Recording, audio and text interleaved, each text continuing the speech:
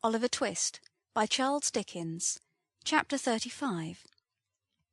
Containing the unsatisfactory result of Oliver's adventure, and a conversation of some importance between Harry Maylie and Rose.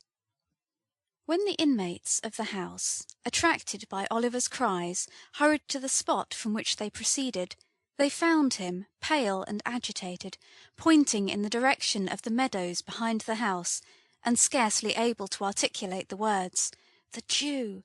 The Jew!" Mr. Giles was at a loss to comprehend what this outcry meant, but Harry Maylie, whose perceptions were something quicker, and who had heard Oliver's history from his mother, understood it at once. "What direction did he take?" he asked, catching up a heavy stick which was standing in a corner. "That," replied Oliver, pointing out the course the man had taken. "I missed them in an instant." "Then they are in a ditch," said Harry. "Follow, and keep as near me as you can." So saying, he sprang over the hedge, and darted off with a speed which rendered it matter of exceeding difficulty for the others to keep near him. Giles followed as well as he could, and Oliver followed too, and in the course of a minute or two Mr. Losberne, who had been out walking and just then returned, tumbled over the hedge after them, and picking himself up with more agility than he could have been supposed to possess, struck into the same course at no contemptible speed, shouting all the while, most prodigiously, to know what was the matter. On they all went, nor stopped they once to breathe, until the leader, striking off into an angle of the field indicated by Oliver, began to search narrowly the ditch and hedge adjoining, which afforded time for the remainder of the party to come up, and for Oliver to communicate to Mr. Losberne the circumstances that had led to so vigorous a pursuit. The search was all in vain. There were not even the traces of recent footsteps to be seen. They stood now on the summit of a little hill, commanding the open fields in every direction for 3 or 4 miles. There was the village in the hollow on the left, but in order to gain that, after pursuing the track Oliver had pointed out, the men must have made a circuit of open ground, which it was impossible they could have accomplished in so short a time. A thick wood skirted the meadowland in another direction, but they could not have gained that covert for the same reason.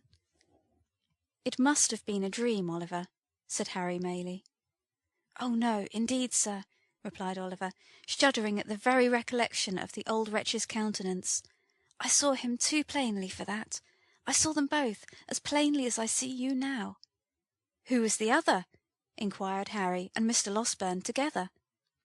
"The very same man I told you of, who came so suddenly upon me at the inn," said Oliver. "We had our eyes fixed full upon each other, and I could swear to him." "They took this way?" demanded Harry. "Are you sure?" "As I am that the men were at the window," replied Oliver, pointing down, as he spoke, to the hedge which divided the cottage garden from the meadow. "The tall man leaped over, just there, and the Jew, running a few paces to the right, crept through that gap." The two gentlemen watched Oliver's earnest face as he spoke, and looking from him to each other, seemed to feel satisfied of the accuracy of what he said. Still, in no direction were there any appearances of the trampling of men in hurried flight. The grass was long, but it was trodden down nowhere, save where their own feet had crushed it. The sides and brinks of the ditches were of damp clay, but in no one place could they discern the print of men's shoes, or the slightest mark which would indicate that any feet had pressed the ground for hours before. "This is strange," said Harry. "Strange?" echoed the doctor. "Blathers and Duff themselves could make nothing of it." Notwithstanding the evidently useless nature of their search, they did not desist until the coming on of night rendered its further prosecution hopeless, and even then they gave it up with reluctance. Giles was dispatched to the different alehouses in the village, furnished with the best description Oliver could give of the appearance and dress of the strangers. Of these the Jew was, at all events, sufficiently remarkable to be remembered, supposing he had been seen drinking or loitering about.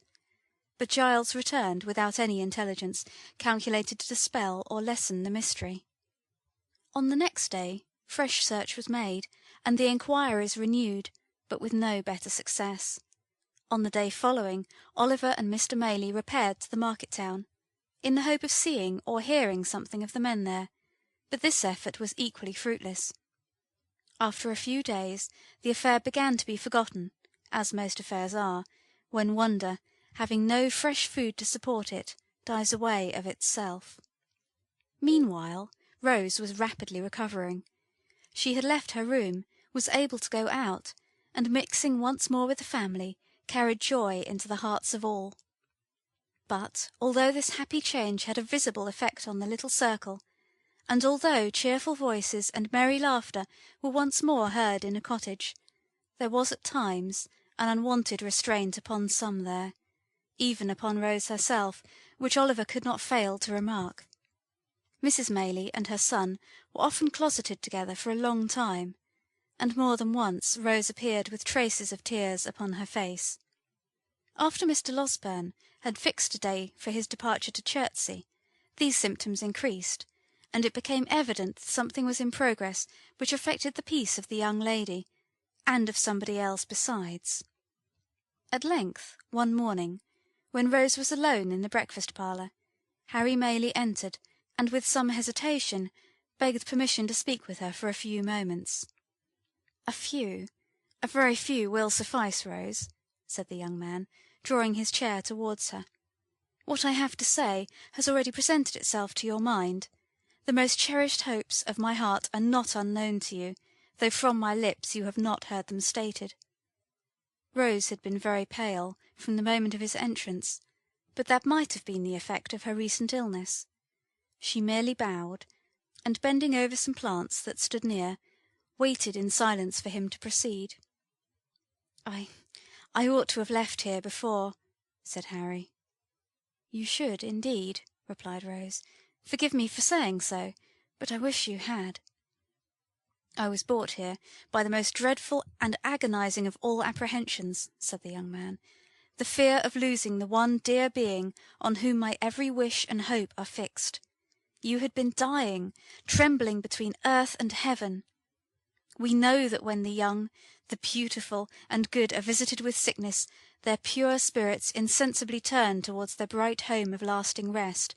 We know, heaven help us, that the best and fairest of our kind too often fade in blooming."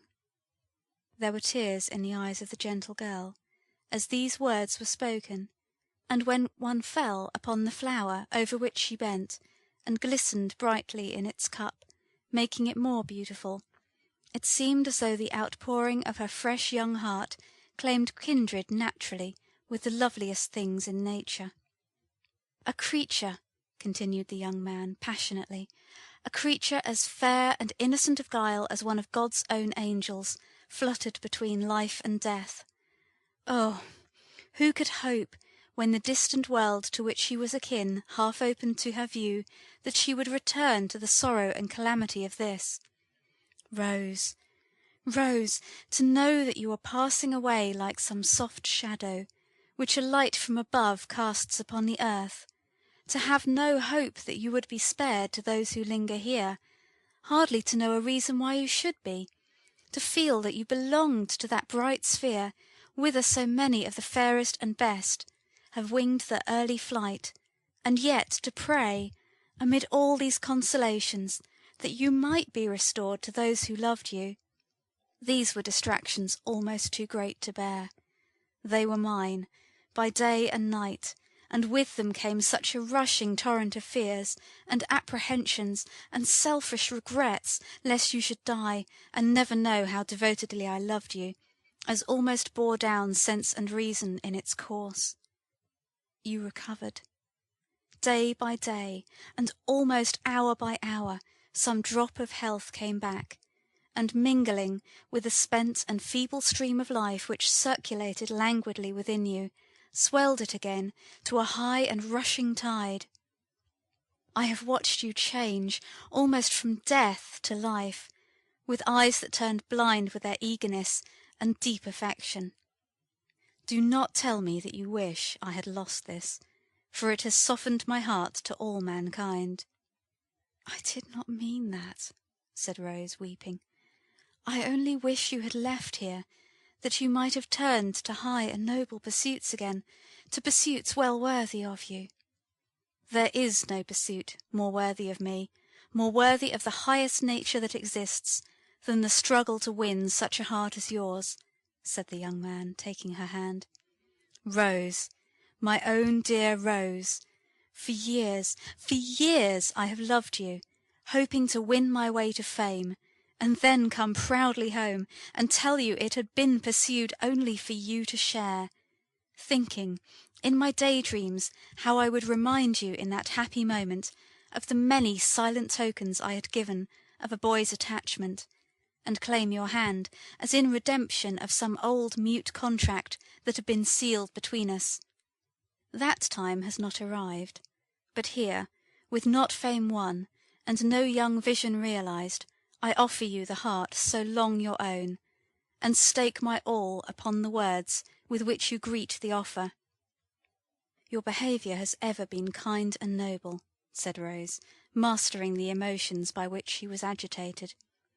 "As you believe that I am not insensible or ungrateful, so hear my answer. It is that I may endeavour to deserve you. It is, dear Rose?" "It is," replied Rose, "that you must endeavour to forget me, not as your old and dearly attached companion, for that would wound me deeply, but as the object of your love. Look into the world. Think how many hearts you would be proud to gain are there.